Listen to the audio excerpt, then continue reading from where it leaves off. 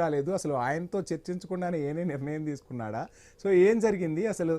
నెతన్యాహుకు సంబంధం లేకుండానే ఇవన్నీ జరుగుతున్నాయనుకోవచ్చా, లేదంటే వాళ్ళు అంతర్గతంగా మాట్లాడుకున్న తర్వాత ఈ అంశం తెరపైకి వచ్చి ఉండొచ్చు అంటారా? అంటే పాకిస్తాన్ ప్రైమ్ మినిస్టర్ షెహబాజ్ షరీఫ్ అక్కడ ఉన్నటువంటి ఫీల్డ్ మార్షల్ ఆసిఫ్ ఇద్దరు కలిసి నాకు ప్రతిపాదన ముందుకు తీసుకొచ్చారు. అవి చూసి మేము ప్రతిపాదన చూసి పరిశీలించాను. ఇటు ఇదే ప్రతిపాదనను ఇరాన్ కూడా అంగీకరించింది కాబట్టి నేను ఒప్పుకుంటున్నాను. ఇరాన్ ఒక 10 సూత్రాల ఒప్పందం కోసం నాకు ఒక పాయింట్స్ పంపించారు. వాటి మీద మరింత లోతుగా చర్చించి మరొక 2 వారాల్లో దీన్ని అమలు చేసే అవకాశం ఉంటుంది కాబట్టి అప్పటి వరకు నేను దీనికి సంబంధించి అంగీకరిస్తున్నానని చెప్పారు. అందుకు ఇరాన్ కూడా ఈ 2 వారాల పాటు హర్ముజ్ జలసంధిని ఓపెన్ చేయడానికి అన్కండిషనల్గా ఓపెన్ చేయడానికి ఒప్పుకుంది కాబట్టి దీని ప్రతిపాదనను ఒప్పుకుంటున్నాను. ఈ పాకిస్తాన్ ప్రైమ్ మినిస్టర్ అక్కడ ఫీల్డ్ మాస్టర్ ఆసిఫ్ ముందర్ రిక్వెస్ట్ చేశారు కాబట్టి మధ్యప్రాచ్యంలో ఒక పీస్ నెలకొనడం కోసం నా వంతు ప్రయత్నం చేస్తున్నాను.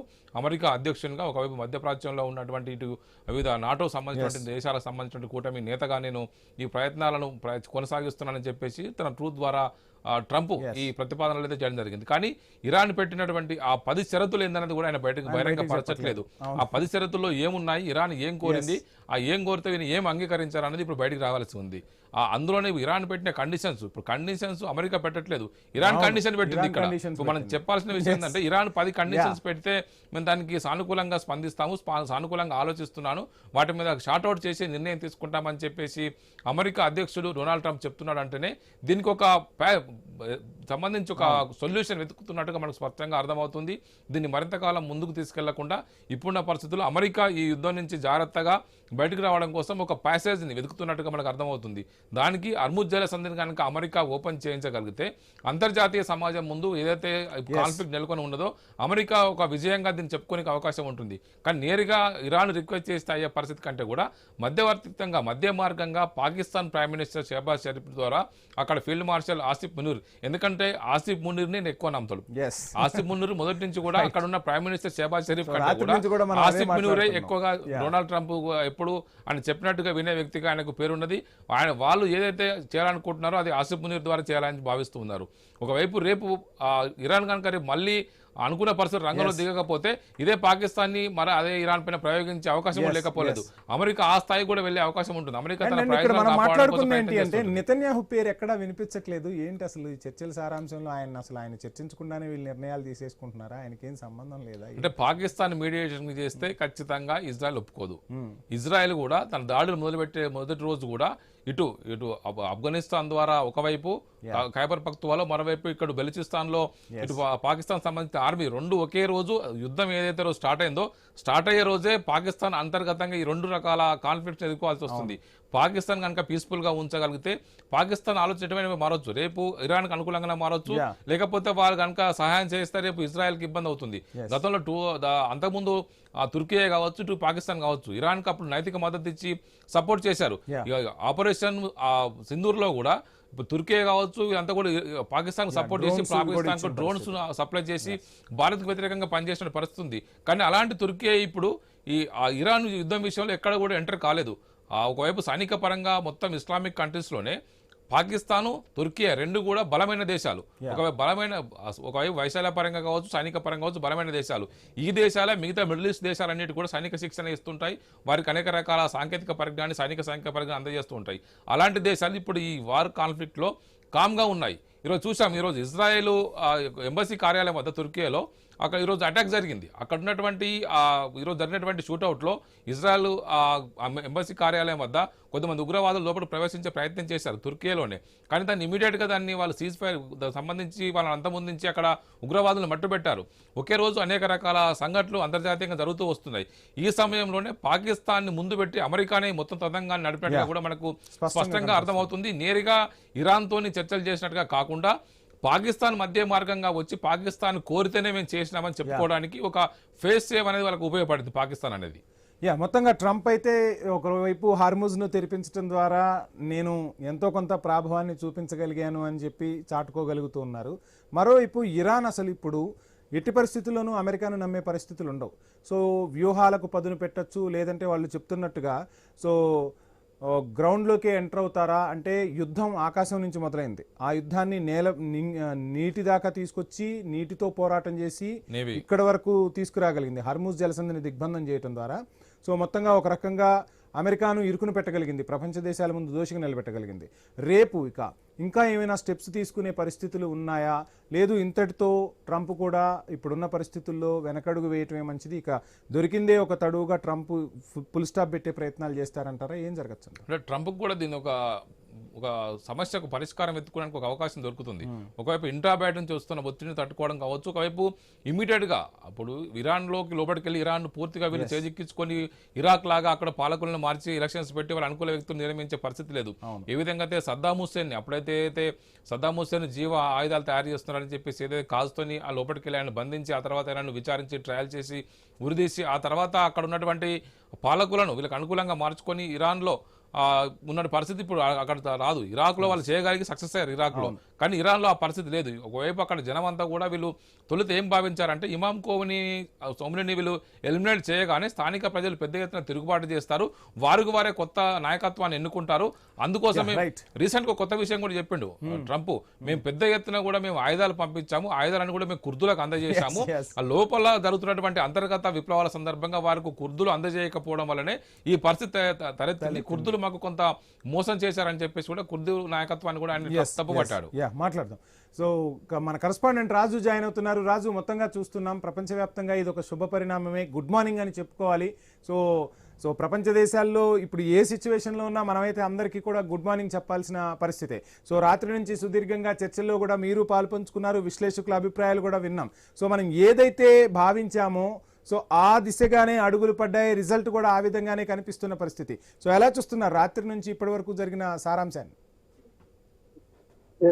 ఏదైతే మనం రాత్రి అంతా కూడా చర్చలు కొనసాగించిన నేపథ్యంలో ఒక సందర్భంలో కూడా ఈ ప్రతిపాదన అనుకోవాల్సిన పరిస్థితి ఏర్పడింది. ఎందుకంటే చివరి నిమిషంలో ట్రంప్ వెనక్కి తగ్గే అవకాశాలు ఉన్నాయి అని చెప్పి కూడా మనం చర్చల్లో మనతో పాటు పాల్గొన్నటువంటి విశ్లేషకులు కూడా చెప్పిన మాట ఇప్పుడు అది నిజమైందని చెప్పుకోవాలి. ఎందుకంటే ఒక దేశాన్ని మట్టు పెట్టడం అనేది అయితే అంత ఆషామాషి విషయం కాదు.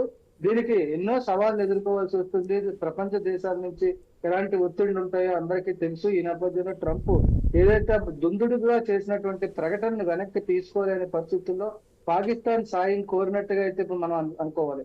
ఎందుకంటే ఆపరేషన్ సింధూర్ సమయంలో కూడా పాకిస్తాన్ కి ఉన్నటువంటి పాకిస్తాన్ తో పాటు పాకిస్తాన్ అమెరికా మధ్య చర్చలు జరపడం, భారతదేశానికి యుద్ధాన్ని ఆపాలని చెప్పి సలహా ఇస్తున్నానని చెప్పడం, అక్కడ కూడా అబాస్ పాలు అయిపోవడం. ఈ నేపథ్యంలో తాజాగా ఇప్పుడు ఇరాన్ తో కూడా జరిగినటువంటి యుద్ధ ప్రతిపాదనలో యుద్ధ ప్రకటనల నేపథ్యంలో పాకిస్తాన్ పెట్టినటువంటి ఆ ప్రతిపాదనని అంగీకరించడం అనేది చూస్తే ఒక రకంగా దుందుడుకు వ్యవహారానికి చెక్ పెట్టినట్టుగా తెలుస్తుంది. ప్రపంచ దేశాల్లో ట్రంప్ ఇప్పుడు ఒక జోకర్ గా మారినట్టుగా కూడా మనం చెప్పుకోవాలి. ఎందుకంటే తీసుకున్నటువంటి ప్రతి నిర్ణయాన్ని కూడా వివాదాస్పదంగా తీసుకోవడం, అంటే అక్కడ ఉన్నటువంటి ఇటీవల కాలంలో ట్రంప్ తీసుకున్న ప్రతి నిర్ణయాన్ని కూడా వివాదాస్పదంగానే మారుతుంది. ఒక దేశ అధ్యక్షుడు పెద్దన్న పాత్రలో ఉన్నటువంటి ట్రంప్ ఏదైతే తీసుకున్నటువంటి నిర్ణయాలన్నీ కూడా అనాలోచితంగా దుందుడుకుగా తీసుకుంటున్న పరిస్థితులే కనిపిస్తున్నాయి. దీంతో ప్రపంచ దేశాల నుంచి కూడా తీవ్ర వ్యతిరేకతను అయితే ఎదుర్కోవాల్సిన పరిస్థితి వస్తుంది. ప్రపంచ దేశాలే కాదు, స్వయంగా అమెరికాలో ఉన్నటువంటి పౌరులు కూడా ఆ ట్రంప్ నిర్ణయాలను వ్యతిరేకిస్తున్నటువంటి సందర్భాలు ఉన్న నేపథ్యంలో ఇరాన్ తో చేసినటువంటి ప్రకటన ఏదైతుందో దాన్ని ఎలా వెనక్కి తీసుకోవాలి, ఎలా వెనక్కి తగ్గాలి, ఇప్పుడు అందరి దగ్గర కూడా మనం జోకర్ గా అంటే ఫెయిల్ అవుతున్నాం అనేటువంటి ఆలోచన ఉన్న నేపథ్యంలో పాకిస్తాన్ సాయాన్ని తీసుకున్నట్టుగానే మనం భావించాలి. రాజు, ఇదే అంశానికి సంబంధించి మనతో మాట్లాడేందుకు యుఎస్ నుంచి విశ్వేశ్వరరెడ్డి గారు మనకు జూమ్ లో సిద్ధంగా ఉన్నారు. విశ్వేశ్వరరెడ్డి గారు, సో ఇప్పుడు నుండి భారత్ తరపున మీకు గుడ్ మార్నింగ్ చెప్తున్నాను. సో ఎందుకంటే సిచ్యువేషన్ ఒక రకంగా ఈరోజు శుభ పరిణామమే. సో ఏంటి, మనం అనుకున్నట్టుగానే ట్రంప్ మొత్తంగా పాకిస్తాన్తో చర్చలు జరిపారు, ఇరాన్ కూడా అనుకూలించింది, హర్ముజ్ జలసంధిని తెరిపించారు. సో మొత్తంగా అమెరికాలో కాస్త ట్రంప్ ఈరోజు ప్రశాంతంగా నిద్రపోబోతున్నారా? నమస్కారం. మనం ఇంతకుముందే ఒక కపుల్ ఆఫ్ అవర్స్ బ్యాక్ మనం మాట్లాడుకున్నాము ఇదే సబ్జెక్ట్ మీద. ఇట్ ఈస్ ఓన్లీ బెదిరింపులు లాగానే ఉంటది కానీ 100% ఇది కన్క్లూజన్ వస్తుంది, దీన్ని డెఫర్ చేస్తారని అనుకున్నాం మనం. సో అదే జరిగింది. అంటే వార్ చేయడం అనేది ఒక లాంగ్వేజ్ టోన్ వేరే ఉంటుంది, ఎగ్జిక్యూషన్ వేరే ఉంటుంది. సో ఇమ్మీడియట్ గా ఇరాన్ మీద వెళ్ళి వేసేంత ఉండదు. ఏదైనా దానికి ఆ జ్యూరిస్డిక్షన్ కానీ జియోగ్రఫికల్ అండర్స్టాండింగ్ కానీ చూస్తారు. అదే విధంగా మనకి డైలాగ్ అంటే Trump dialogue is different from any other dialogue. So especially అంటే డెఫర్ చేయడం అనేది ఒక జోక్ లాగా అయిపోయింది. Yeah. సో కాకపోతే టూ వీక్స్ వరకు అయితే పీస్ ఆఫ్ మైండ్ ఉంటుంది. తర్వాత అట్లీస్ట్ మళ్ళీ కన్వర్జేషన్స్, మళ్ళీ చర్చలు, మళ్ళీ డిస్కషన్స్ అవుతాయి. ఎండ్ ఆఫ్ ద డే మనకు కావాల్సింది ఏంటంటే మనకు హార్మోజ్ అనేది ఓపెన్ కావడం, అది జరిగింది, విచ్ ఈస్ అన్ అచీవ్మెంట్. అవును. సో ఈ 2 వీక్స్ లోపల ఇంకా మోర్ కన్క్లూజన్ కి వస్తే ఇంకా సంతోషం. వారు జరగాలని ఎవరు కోరుకోరు, వారు జరగద్దని అనుకుంటున్నాం. Yeah. సో అది అమెరికాలో కానీ జనాలు కానీ ప్రపంచంలో ఎవరైనా కూడా వారు లేకుండా ఉంటే బాగుంటుంది అనుకుంటారు. సో వాళ్ళకి ఏదైతే లీడర్షిప్ చేంజ్ ఉంటే, అంటే వీళ్ళు అమెరికా ఎక్స్పెక్ట్ చేసే దాని ప్రకారం ఇరాన్ లో లీడర్షిప్ చేంజ్ చేసి అవును. రిజిమ్ లేకుండా డెమోక్రసీ సైడ్ వెళ్తే అప్పుడు then it is good sign for the global, అంటే వరల్డ్ వైడ్ కూడా అదే మంచి మెసేజ్ ఎక్స్పెక్ట్ చేస్తుంది. So I hope they will understand the situation. And ఇంకా వీ నీడ్ టు వెయిట్. ఒకటైతే permanent, that it is going to be burning topic. Like ఏదైతే India Pakistan మధ్యన పిఓకి ఎలా ఉందో ఆ టైపు అమెరికాకి ఇరాన్ మధ్యలో ఇది ఎప్పటికీ టాపిక్ ఉండదు. విశ్వేశ్వర రెడ్డి గారు, మా కరెస్పాండెంట్ స్వామి ఇంటరాక్ట్ అవుతున్నారు మీతో. స్వామి ప్లీజ్ కంటిన్యూ. అంటే ఇప్పుడు ఇంతకుముందు మనం అనుకున్నట్టుగా కూడా అమెరికా ఇప్పుడున్న పరిస్థితుల్లో ఇరాన్ బలంగా ఒక 10 సూత్రాలు తమ ముందు పెట్టింది. వాటిని మేము పరిశీలిస్తున్నాము. అవి చర్చించడం కోసం ఈ 2 వారాల గడువు మాకు సరిపోతుంది. మీ క్వశ్చన్ అడిగినాక నాకు అడగండి వంశీ గారు. యా ప్లీజ్ కొంచెం లౌడ్ గా స్వామి ఒకసారి ట్రై చేయండి. విశ్వేశ్వర రెడ్డి గారు, ఇప్పుడు వస్తుందా స్వామి వాయిస్ మీకు? హలో, వచ్చింది, మధ్యలో టోటల్ బ్లాంక్ అయిపోతుంది. విశ్వేశ్వర రెడ్డి గారు, మీరు అన్నట్టు ఒకవైపు ఇప్పుడున్న పరిస్థితుల్లో ఇరాన్ షరతులు పెట్టింది, దాదాపుగా 10 షరతులు పెట్టినట్టుగా 10 పాయింట్స్ ఫార్ములా తనకు ఇచ్చినట్టుగా. వంశీ గారు, మొత్తంగా ఇరాన్ కొన్ని షరతులు పెట్టింది అమెరికాకు, 10 పాయింట్స్ ఇచ్చింది. సో ఆ 10 పాయింట్స్ గురించి ఎక్కడా కూడా ప్రస్తావించలేదు. సో ఏదో మొత్తంగా లోపల చర్చించాలి ఆంతరంగికులతో అన్నట్టుగా ట్రంప్ ట్రూత్ సోషల్లో చేసిన పోస్ట్ అయితే కనిపిస్తుంది మనకు. ఆయన చేసిన ట్వీట్ మనకు క్లియర్గా కనిపిస్తున్న పరిస్థితి. సో ఏమై ఉండొచ్చు ఆ ప్రతిపాదనలకు? అసలు అమెరికా ఆమోదం తెలుపుతుందా? అవి ఏవి చూడకుండానే మొత్తంగా ఈ సీజ్ ఫైర్ ప్రకటించారనుకోవచ్చా? అంటే బేసికల్ గా ఏంటంటే ఒక 2 వీక్స్ అయితే అడుగుతారు కదా ఎప్పుడైనా మనకు యుద్ధానికి వెళ్ళేటప్పుడు, మాకు ఒక 2 వారాలు అవకాశం ఇవ్వండి, మా ప్రయత్నాలు మేము చేస్తాము, మేము మీ ఎక్స్పెక్టేషన్స్ ప్రకారమే మేము వర్కౌట్ చేస్తామని చెప్తే ఎవరైనా ముందుకొచ్చి అంటే గ్లోబల్ వరల్డ్ లో అంటే సొల్యూషన్ మేము ఇవ్వగలుగుతామని అన్నప్పుడు అయితే ముందుకు రావాల్సిన అవసరం ఉంటది కదా. అందులో భాగంగానే జరిగిన చర్చలు, కానీ అండర్ కవర్ లో ఇంకా వేరే కూడా జరుగుతుంటాయి. అంటే ఇవే కాకుండా చాలా చర్చలు జరుగుతుంటాయి. దీన్ని ఏ రకంగా తీసుకుంటారు? గ్లోబల్ లో అమెరికా రోల్ ఏ ఉండబోతుంది, అమెరికా ఇప్పుడు దీని వైపు ఈ నిర్ణయం తీసుకున్న ద్వారా అమెరికాకు పాజిటివా, నెగటివా, న్యూట్రలా? సో దీని మీద కూడా చర్చ జరుగుతుంది. ఎందుకంటే రేపు ఇప్పుడు డెమోక్రాటిక్ పార్టీ కూడా రేపు మాట్లాడుతుంది, ఇవాళ డిస్కషన్ చేస్తుంది. ఎస్పెషల్లీ దీని మీద చర్చ అయితే అమెరికన్ పొలిటికల్ సర్కిల్స్ అయితే జరుగుతుంది. అదే విధంగా గ్లోబల్ లో కూడా దీని మీద కూడా చర్చ బ్రహ్మాండంగా జరుగుతుంది. సో అందులో భాగంగానే వీళ్ళు ఒక ఐడియాలజికల్ గా కొన్ని పాయింట్స్ షేర్ చేస్తారు. కొన్నో షేరబిలిటీ ఇన్ఫర్మేషన్ ఉంటుంది, కొన్నో ఇంటర్నల్ గా మ్యాటర్స్ ఉంటాయి. మీరు మార్నింగ్ మనం మాట్లాడుకున్నప్పుడు చెప్పాం కదా, వాళ్ళు అడిగితే ప్రెసిడెంట్ అడిగినా కూడా ఆయన ఆన్సర్ చేయట్లేదు, పక్కనున్న ఆర్మీ చీఫ్. అవును. సో ఎంత క్లియర్. అదే విధంగా ఇప్పుడు ఈయన truth social is not a media for to express president కు కమ్యూనికేషన్ వేరే ఉంటుంది, ఇది సోషల్ మీడియా ఇన్ఫర్మేషన్ లాగానే ఉంటుంది. సో ఏంటి మొత్తంగా అమెరికాలో ట్రంప్ కి కాస్త అంటే ఇక్కడ వరకు చర్చలను తీసుకురావటం, హార్మూజ్ ను ఓపెన్ చేయించటం, సో ట్రంప్ కు రాజకీయంగా అండ్ అమెరికా పౌరులు కాస్త అధ్యక్షుడి నిర్ణయాన్ని స్వాగతించే పరిస్థితులే ఉన్నాయి అక్కడ. దీన్ని మనం 2 రకాలుగా చూడొచ్చు.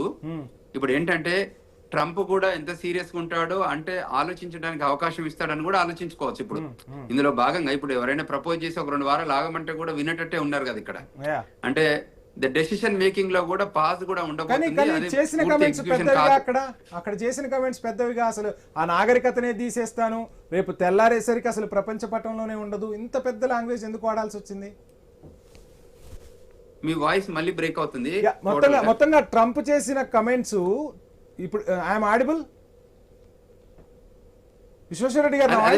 మనం కామెంట్స్ లాగానే తీసుకోవాలనుకున్నాం, గుర్తుందా మనం మార్నింగ్ మాట్లాడేటప్పుడు ట్రంప్ ఏదైతే లాంగ్వేజ్ టోన్ మాట్లాడారో మనం దాని టోన్ అండ్ లాంగ్వేజ్ తీసుకోవాలి. స్ట్రాటజీ డిఫరెంట్ గా ఉండబోతుంది. అది ఓన్లీ భయపెట్టేయడానికి తప్ప వాడే భాష తప్ప దాన్ని ఎగ్జిక్యూట్ చేసే భాష కాదు అది. Yeah right. మొత్తంగా హర్ముజ్ అయితే తెరిచేందుకు అంగీకరించారని ట్రంపే స్వయంగా ప్రకటన చేస్తున్న పరిస్థితి. కానీ ఎందుకు అక్కడ ఉంటారు కదా, సో ప్రతిదీ ట్రంపే ఎందుకు ప్రకటన చేస్తూ ఉన్నాడు? సో వాళ్ళ అధికారులు కానీ ఎవ్వరూ కూడా ఎక్కడా ప్రకటన చేయట్లేదు. అంటే కర్త కర్మ క్రియ మొత్తం నేనే అని చెప్పే ప్రయత్నం చేస్తున్నాడా, లేదంటే అసలు పాలసీని అలా టోటల్ గా రివ్యూ రావట్లేదండి, మీరు వాయిస్ రావట్లేదు. యా ప్లీజ్, ఒకసారి నెట్వర్క్ ఇష్యూ ఉన్నట్టుంది, సో రికవర్ చేసే ప్రయత్నం చేద్దాం. స్వామి, మొత్తంగా చూస్తున్నాం, సో అన్నీ తనే మాట్లాడుతున్నాడు, బెదిరించటం తనే, బ్రతిమిలాడటం తనే, తర్వాత స్టేట్మెంట్స్ ఇవ్వటం తనే. అంటే కర్త కర్మ క్రియ మొత్తం నేనే అని చెప్పే ప్రయత్నం చేస్తున్నాడా ట్రంప్? ఎలా చూడొచ్చంట? అంటే ఆయన పూర్తిస్థాయిగా సామధానభే దండోపాయం అంటారు కదా, అన్ని రకాలుగా ప్రయోగించే ప్రయత్నం చేస్తున్నాడు. వాళ్ళకు ఫస్ట్ చెప్పాడు, బెదిరించాడు, వినకపోతే దాడులు చేశాడు. ఇప్పుడు మళ్ళీ చర్చలకు తానే మళ్ళీ ఒప్పుకునే పరిస్థితికి వచ్చింది. ఇప్పుడు ఇరాన్ కనుక మాకు అనుకూలంగా మారితే ఆయన సంతోషిస్తాడు, మారకపోతే మళ్ళీ ఆయన దండిస్తాడు. అదే పరిస్థితిని ఇప్పుడు ఒకవైపు వాళ్ళ చీఫ్నే ఇమాం ఖోమ్నీనే వాళ్ళు ఎలిమినేట్ చేశారు, వాళ్ళ కీలక నాయకత్వాన్ని అంతా కూడా ఎలిమినేట్ చేశారు. ఇక అంతకుమించి ఆ దేశానికి వాళ్ళు అంతకుమించి చేయాల్సిన పరిస్థితి ఏముంటుంది? అక్కడ మౌలిక వసతులు దారుణంగా దెబ్బతీశారు. వాళ్ళకు మరొక 20-30 సంవత్సరాలు కోలుకోలేనంత విధ్వంసం సృష్టించారు. వారు అప్పుడు ఇరాన్ కూడా ఇదే గోలోకి వచ్చి ఆలోచిస్తుంది. ఇప్పుడున్న పరిస్థితుల్లో మళ్ళీ తన దేశాన్ని పునర్నిర్మించుకోవాలంటే చాలా సమయం పడుతుంది. కానీ దానికి అంతర్జాతీయ సమాజం మళ్ళీ దానికి సహాయకారిగా అవసరం అవుతుంది. వాళ్ళు ఇప్పుడు సైనిక పరంగా బలంగానే ఉండొచ్చు, కానీ మౌలిక వసతులను ఆర్థికంగా ఇప్పటికే కునరెళ్ళిపోతుంది. కరువు పరిస్థితి నెలకొని ఉన్నాయి. దేశంలో కరెన్సీ విలువ పడిపోయింది. అంతర్జాతీయ ఆంక్షల కారణంగా అనేక రకాల ఇంపోర్ట్స్ ఎక్స్పోర్ట్స్ వాళ్ళకి నిబంధనలు ఉన్నాయి. మొన్నటి వరకు ఇండియా లాంటి దేశాలు కూడా ఇరాన్ తోటి రూపీలోనే ఒకవైపు మార్గం చేయగలిగింది. కొంత మంచిగా వాళ్ళతో సేవ సంబంధాలు ఉన్న దేశాలతోటి వారి సొంత మార్గంతోనే వాళ్ళు ట్రాన్సాక్షన్ చేయగలిగారు. కానీ ఇప్పుడున్న పరిస్థితుల్లో ఇంత మరికొంత కాలం యుద్ధం ఇలాగ కొనసాగితే ఆ దేశం ఆర్థికంగా మరింత చితికిపోతుంది, మరింత ఇబ్బందికర పరిస్థితి ఉంటుంది.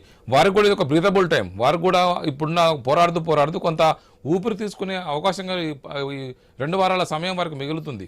ఆ సమయంలో వాళ్ళు మరింత మెరుగైన పాలసీలు రూపొందించుకొని యుద్ధానికి ముగింపు పలకాలా, లేకపోతే మళ్ళీ ఎలాంటి వ్యూహంతో ముందుకెళ్ళాలి?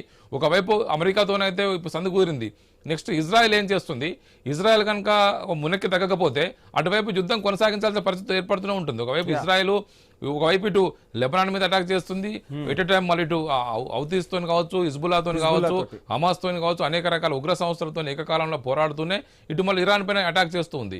ఇలాంటి సమయంలో ఇప్పుడు ఇజ్రాయెల్ ఇక్కడ కూడా స్పందించలేదు. మీరు అన్నట్టు ఇజ్రాయెల్ ప్రైమ్ మినిస్టర్ ఈ మొత్తం వ్యవహారానికి కారకుడుగా ఉన్నటువంటి బెంజమిన్ నెతన్యాహు ఎక్కడ కూడా ఆయన స్పందించట్లేదు. ఏకంగా తమ పాలనలో ఇప్పుడున్న పరిస్థితుల్లో ఇరాన్లో పూర్తిగా రెజిమ్ చేంజ్ జరగాలి, ఖచ్చితంగా అక్కడ ప్రజాస్వామ్య పాలన జరగాలి, పౌరుల హక్కులకు నిలబడాలి, ఖచ్చితంగా వారు కోరుకున్న పాలన రావాలి. చాలామంది కూడా వాళ్ళ హక్కులకు అక్కడ నిలబడలేకపోతున్నారు కాబట్టి అక్కడ డెమోక్రసీని మేము ఎస్టాబ్లిష్ చేస్తామన్న కోణంలో ఆయన మాట్లాడుతున్నారు. అంటే ఇప్పుడున్న పరిస్థితుల్లో ఖచ్చితంగా రెజిమ్ చేంజ్ జరగాలనేదే వారి ప్రతిపాదన. అమెరికా ఇప్పుడు ఆ విషయంలో ఎక్కడ ఏం మాట్లాడలేదు. మొన్నటి వరకు మాట్లాడిన విషయాలు పక్కన పెడితే ఇప్పుడు ఇమీడియట్ గా సీజ్ ఫైర్ చేసి హర్ముజ్ జలసంధిని ఓపెన్ చేసి ఈ అంతర్జాతీయ ఇంపోర్ట్ ఎక్స్పోర్ట్స్, క్రూడాయిల్ సంబంధించిన ఇష్యూస్ లో, గ్యాస్ సంబంధించిన ఇష్యూస్ లో దానికి ఫుల్ స్టాప్ పెట్టి తమ కొంత సక్సెస్ చేసి స్కోర్ సాధించామని చెప్పుకోవడానికి ఉపయోగపడుతుంది. కానీ ఇప్పుడు నెక్స్ట్ ఇజ్రాయెల్ ఏం చేస్తుంది, ఇజ్రాయెల్ ఏ మేరకు ఇరాన్ విషయంలో సీజ్ ఫైర్కి వస్తుందని కూడా ఇప్పుడు చూడాల్సి ఉంది. ఇప్పుడు ఇక ట్రంప్ మాత్రం తను అనుకున్నటువంటి విషయాన్ని కొంత సాధించగలిగారు, వారికి ఇమీడియట్ రిలీఫ్ వచ్చింది. కానీ అక్కడ ఇజ్రాయెల్ విషయంలో ఇప్పుడు ఇరాన్కు రిలీఫ్ రావాలి, ఇజ్రాయెల్ నుంచి ఇజ్రాయెల్ రిలీఫ్ రావాలి. ఇది మనం చూస్తున్న ఒకవైపు చర్చలు అవుతున్న సమయంలోనే వారు ఒకరికొకరు పరస్పరం అటాక్ చేస్తూ ఉన్నారు. రైట్. మొత్తంగా ఆ దేశాలను కాసేపు పక్కన పెడదాం. అంటే యుద్ధంలో ఉన్న దేశాలను పక్కన పెడితే ముఖ్యంగా గల్ఫ్ దేశాలు ఇప్పుడు ఏం జరుగుతుందా అని చూసిన పరిస్థితి. గల్ఫ్ దేశాలు కాస్త ఊపిరి పీల్చుకుంటాయని అనుకోవచ్చా ఈ 2 వారాలు? అంటే గల్ఫ్ దేశాల్లో కూడా ఇప్పుడు చాలా చోట్ల కూడా పెద్ద పెద్ద ఆయిల్ ఫ్యాక్టరీస్, ఆయిల్ కంపెనీలు కూడా కొంత మౌలిక వసతులపైన డ్రోన్స్ దాడుల కారణంగా కొంత నష్టం వాటిల్లింది. వాటిని రిపేర్ చేసుకోవడం కోసం కొన్ని సంవత్సరాల సమయం పడుతుందని చెప్పేసి అంటున్నారు. ఎన్నో దశాబ్దాల పాటు నిర్మించినటువంటి పెద్ద పెద్ద సౌదీ అరామ్కో కంపెనీ అనేది కూడా ప్రపంచంలో అతిపెద్ద oil company, oil import export చేసే కంపెనీ, సౌదీ రాజకుటుంబం ఆధీనంలో ఉండేటువంటి కంపెనీ, $1 ట్రిలియన్ మార్కెట్ విలువ ఉండేటువంటి ఆ కంపెనీ దాని మీద అటాక్ చేసింది ఇరాను. అదేవిధంగా ఖతార్లో ప్రపంచంలో అతిపెద్ద గ్యాస్ ఎక్స్పోర్ట్గా ఉన్నటువంటి ఖతార్ పైన కూడా అటాక్ చేసింది. అక్కడ ఉన్నటువంటి ఆ కంపెనీని మళ్ళీ ఇప్పుడు పునరుద్ధరించాలంటే 4-5 సంవత్సరాల సమయం పడుతుందని చెప్పేసి ఎక్స్పర్ట్ చెప్తున్నారు. ఇమీడియట్గా అంతర్జాతీయ సమాజం రంగంలో దిగి తమ అవసరాలను తీర్చుకోవడం కోసం మేము మీకు సాయం చేస్తామని చెప్పేసి యూరోపియన్ కంట్రీస్ రంగంలో దిగాయి. ఈ గ్యాస్ను మనకంటే ఎక్కువ యూరోపియన్ కంట్రీస్ వాడతాయి, వాళ్ళకి అత్యంత అవసరం. ఇప్పుడు మన ఉక్రెయిన్ రష్యా యుద్ధం తర్వాత ఆ గ్యాస్ ఆగిపోతే మొత్తం యూరోప్ అంతా స్తంభించిపోయే పరిస్థితి ఏర్పడింది. ఇప్పుడు వారు కూడా ప్రత్యామ్నాయంగా ఒకవైపు ఇరాన్, ఇజ్రాయెల్, అమెరికా యుద్ధం సమయంలో ఖతార్ జరిగిన నష్టం విషయంలో మేము సాయం చేస్తామని ఫ్రాన్స్తో సహా అనే దేశాలు ముందుకు వస్తున్నాయి. France prime minister president Macron కూడా కొద్దిసేపటి క్రితం మాట్లాడారు. ఆయన కూడా వీళ్ళంతా కూడా సీజ్ ఫైర్ జరగాలి, ఇది ఒక కొలిక్కి రావాలని చెప్పేసి మాట్లాడుతున్నాము. అంతర్జాతీయంగా సమాజం అంతా కూడా దీన్ని కోరుకుంటుందని చెప్పి మాట్లాడుతున్నాడు. అండ్ ఇక్కడ మనం దుబాయ్ గురించి కూడా మాట్లాడుకోవాలి. దుబాయ్ అనగానే పర్యాటకం గుర్తొస్తుంది. సో ఒక స్వర్గధామం పర్యాటకులకని మాట్లాడుకున్న దుబాయ్ బాంబుల మూతతో దద్దరిల్లిపోయిన పరిస్థితి. ఎన్నడూ కనీ విని ఎరగని రీతిగా దుబాయ్ ఆ పరిస్థితులు కనిపించాయి. ఎప్పుడు ఎక్కడ అటాక్ జరుగుతుందో తెలియని పరిస్థితి. సో ఒక రకంగా చెప్పాలంటే చాలామంది కూడా అక్కడికి వెళ్ళి సెటిల్ అవ్వాలనుకున్న వాళ్ళందరూ కూడా సో ఏంటి అంటే పశ్చిమాసియాలో ఏదైనా జరిగితే ఇంత ప్రభావం పడుతుందా అని ఒక్కసారి ఒక సందిగ్ధంలోకి వెళ్ళారు. సో ఇప్పుడు ఈ 2 వారాలు సీజ్ ఫైర్ కానీ ఇప్పుడు జరుగుతున్న చర్చలు కానీ కాస్త దుబాయ్కి ఉపశమనంలాగా అనిపిస్తాయంటారా? సో మరలా దుబాయ్ పర్యాటక రంగం పునర్నిర్మించుకోవాలి, పర్యాటక రంగం పూర్వ వైభవాన్ని సంతరించుకోవాలంటే కూడా చాలా సమయం పడుతుంది కదా. అంటే ఖచ్చితంగా చాలా మంది ప్రపంచవ్యాప్తంగా అనేక దేశాల నుంచి అందరికీ ఇప్పుడు ఒక సేఫెస్ట్ ప్లేస్, ఒక పెట్టుబడులకు స్వర్గధామంగా ఉండేటువంటి దుబాయ్ని ఎంచుకొని అక్కడ రియల్ ఎస్టేట్ కావచ్చు, ఎంటర్టైన్మెంట్ రంగంలో కావచ్చు, టూరిజంలో కావచ్చు, అనేక రంగాల్లో చాలా మంది పెట్టుబడులు పెట్టి అక్కడ స్థిరపడే పరిస్థితి తీసుకొచ్చింది. అక్కడ ఉన్నటువంటి దుబాయ్ పాలకులు షేక్ మహమ్మద్ బిన్ కూడా ఆయన కూడా ఈ ప్రపంచవ్యాప్తంగా ఉన్నటువంటి ఈ కల్చర్ని అంతా కూడా ఒక ఫ్రీ చేసేసి, మార్కెట్ని ఫ్రీ చేసేసి, ఒకవైపు అక్కడ రాజకుటుంబాలు అయినప్పుడు కూడా కొత్తగా అధునాతన విద్యను అభ్యసిస్తుంటారు. అంతా కూడా యుఎస్లో, లండన్లో, అనేక యూరోప్లో వెస్ట్రన్ కల్చర్లోకి వెళ్ళి చదువుకొని మళ్ళీ వచ్చి వారి దేశాల్లో వీళ్ళు పాలన చేస్తూ ఉంటారు. యుఏఈలో అనేక రకాల ఎమిరేట్స్ ఉన్నాయి. ఒక్కొక్క ఎమిరేట్స్కి ఒక్కొక్క స్పెషలైజేషన్ ఉంటుంది. దుబాయ్ అనేది కూడా ఆ ప్రధాన ఎమిరేట్లు అదొకటి.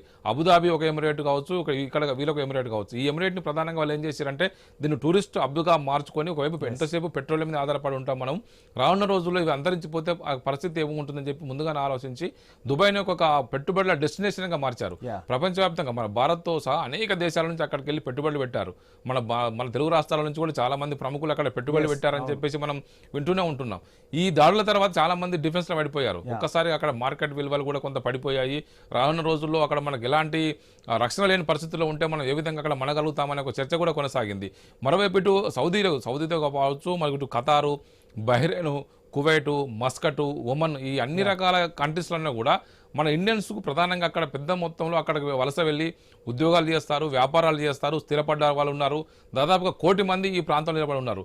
ప్రధానంగా తెలుగు రాష్ట్రాల్లో ఆంధ్ర నుంచి అయితే ఎక్కువ మంది కువైట్లో స్థిరపడ్డ వాళ్ళు ఉంటారు, రాయలసీమ జిల్లాల నుంచి. తెలంగాణ జిల్లాల నుంచి అయితే సౌదీలో, మస్కటు, ఒమన్, సౌదీ అరేబియాలో ఒక 20-25 లక్షల మంది ఉంటే ఒక యుఏఈలోనే నీకు దుబాయ్తో పాటు మిగతా యుఏఈ ఎమిరేట్స్ అన్నింటిలో 46 లక్షల మంది అక్కడ స్థిర నివాసం, అంటే అక్కడికి వివిధ పనుల నిమిత్తం వెళ్ళి స్థిరపడ్డ వారు ఉన్నారు. వీళ్ళందరూ కూడా పంపించే విదేశీ మార్గ ద్రవ్యం మన దేశానికి కొన్ని 100 కోట్లు 1000 కోట్ల విదేశీ మార్గ ద్రవ్యం వస్తుంది. ఈ యుద్ధం కారణంగా వీళ్ళంతా కూడా ఇప్పుడు ఇంపాక్ట్ అయ్యారు. ఈ యుద్ధం ఎప్పుడు ముగిసిపోతుంది, ఎప్పుడు మాకు ఫ్రీ పరిస్థితి ఏర్పడుతుందని చెప్పి అందరూ భావిస్తున్నారు. విదేశీ మార్గ ద్రవ్యంతో పాటు ఇక్కడ చాలా కుటుంబాలు కూడా అక్కడి నుంచి వచ్చే డబ్బుతోనే సో వాళ్ళ జీవితాలు కూడా ముందుకు సాగుతున్న పరిస్థితి. కొంతమంది చదువులకు అవ్వచ్చు, తల్లిదండ్రుల వైద్యానికి అవ్వచ్చు, మందులకు అవ్వచ్చు, పెళ్ళిళ్ళకు అవ్వచ్చు. సో ఎంతోమంది అంటే తాము కష్టపడ్డా తమ వాళ్ళ జీవితాల్లో వెలుగులు నింపడానికి వెళ్ళిన ఎంతోమంది కూడా ఈరోజు సఫర్ అయిన పరిస్థితి. సో వాళ్ళందరికీ కూడా తొందరలోనే ఉపశమనం రావాలని కూడా ఐ న్యూస్ కోరుకుంటుంది. సో అటువంటి వాళ్ళ కోసం కూడా అంటే అక్కడెక్కడో కష్టపడుతున్న వాళ్లకు ఇక్కడ ఏం జరుగుతుంది అని చెప్పే ప్రయత్నం కూడా చేశాం. సో ఏ విధంగా చూడొచ్చుంటారు ఆ అంశాన్ని స్వామి? అంటే ప్రధానంగా చాలామంది కూడా తమ ఉద్యోగ ఉపాధి అవకాశాల కోసం చాలామంది కూడా మిడిల్ ఈస్ట్కి వెళ్ళి చాలామంది అక్కడ పనిచేస్తూ ఉన్నారు. వారి ద్వారా వాళ్ళ కుటుంబాలు ఇక్కడ బాగుపడ్డాయి. వాళ్ళ ఉపాధి కోసం అక్కడ దాదాపు మనం చూస్తున్నాం. కేరళలో అయితే ప్రతి ఇంటికి ఒక్కరు ఉంటారు. మనకు ఉత్తర తెలంగాణలో చాలా మంది, వేలాది మంది ఒకవైపు సౌదీ, మస్కటు, దుబాయ్ అనేక దేశాల్లో నివాసం ఏర్పరచుకుని అక్కడ పనిచేస్తూ ఉన్నారు. కొంతమంది అక్కడ స్థిర నివాసం ఏర్పరచుకునే పరిస్థితి ఏర్పడింది. కానీ ఇప్పుడున్న పరిస్థితుల్లో వార్ కాన్ఫ్లిక్ట్లో వాళ్ళంతా కూడా సఫర్ అయ్యారు. మనం చూస్తున్నాం ప్రతిరోజు కూడా ఏదో ఒక దేశంలో ఏదో ఒక అటాక్లో భారతీయులు గాయపడ్డారు, భారతీయులు చనిపోయారు అనే వార్తలు విని మన వాళ్ళు చాలా మంది బాధపడ్డారు. మన వాళ్ళ పరిస్థితి ఏ విధంగా ఉందో, వాళ్ళ పరిస్థితి ఏమవుతుందని చెప్పి చాలా మంది ఆందోళన చెందారు. మన వాళ్ళు ఒకసారి దుబాయ్ ఎయిర్పోర్ట్ మీద అటాక్ అన్నప్పుడు, అబుదాబి ఎయిర్పోర్ట్ మీద అటాక్ అన్నప్పుడు అయితే చాలా మంది ఆందోళన చెందారు. నా కుటుంబీకుల కోసం నిత్యం వాళ్ళంతా కూడా ఏదో ఒక సంఘటన గుర్తు చేసుకొని బాధపడుతున్న పరిస్థితి ఉంది. గతంలో ఏ చిన్న యుద్ధం జరిగినా కూడా ఇండియాలో దాని అలర్జీ కనబడుతూ ఉంటుంది. కువైట్లో మన జరిగినటువంటి ఘటన తర్వాత చాలా మంది భయపడ్డారు. ఆ తర్వాత ఇది పరిస్థితిని సర్దుమణగాలి, యుద్ధం తొందరగా ముగిసిపోవాలి. యుద్ధం ఆ 2 దేశాలకు మిగతా వారు కాదు, ప్రపంచం అంతా ఇంపాక్ట్ అయ్యే పరిస్థితి ఉంది. ఇప్పుడు యుద్ధం అంటే ఏదో ఒక్క దేశానికి 2 దేశాలకు పరిమితమయ్యే పరిస్థితి లేదు. ఒకవైపు అసలు డొనాల్డ్ ట్రంప్ అంటే ఏందో ప్రతి ఒక్క చిన్న మారుమూల పల్లెలో అత్యంత రూరల్ వ్యక్తులకు కూడా అమెరికా అధ్యక్షుడు అంటే ఎవరో తెలియని పరిస్థితుల నుంచి ఆయన ఎవరో అంటే అందరికి తెలిసే పరిస్థితికి వచ్చింది. అసలు ఆ గ్యాస్ కష్టాలే ఆయన గ్యాస్ తెచ్చాడని కష్టాలు కూడా ఆయన అందరికి ఆయనకు అంత పాపులారిటీ తీసుకొచ్చి పెట్టాయి. అది మంచిగా చెడుగా అనేది పక్కన పెడితే yes, చాలా మంది yes, కూడా ఆ yes, విషయం please చర్చించుకున్నారు. Yeah right. సో మొత్తంగా స్వామి సుదీర్ఘ చర్చ అయితే సాగించింది ఐ న్యూస్. ఈ ఒక రకంగా ఒక టాస్క్ ఉందంటే సో ప్రతి ఒక్కరు కూడా వర్క్ చేశారు. సో ఫీల్డ్ స్థాయి నుంచి ఇక్కడ వరకు అందరి ఒక సమిష్టి కృషితో ఈరోజు మనం ఒక చక్కని రిపోర్ట్ని అయితే అందించగలిగాం. సో ఏది ఏమైనా యుద్ధం జరగాలని ఎవరు కోరుకోరు, యుద్ధం వల్ల అనర్థాలే జరుగుతాయి. సో అటువంటి యుద్ధానికి పుల్ స్టాప్ పెట్టే దిశగా ఆ దేశాలన్నీ కూడా అడుగులు వేస్తున్నాయి. ఈ అడుగులు సఫలీకృతం కావాలి. సీజ్ ఫైర్ ఏదైతే ప్రకటించారో శాశ్వత శాంతి అనేది ఆ దేశాల మధ్య రావాలని భారతదేశం కోరుకుంటుంది. సో మనము ఆ దిశగానే కోరుకుందాం. సో దేశాల మధ్య ఒక దేశంలో యుద్ధం జరిగితే మన వంటింటి వరకు ఆ సెగ తాకింది.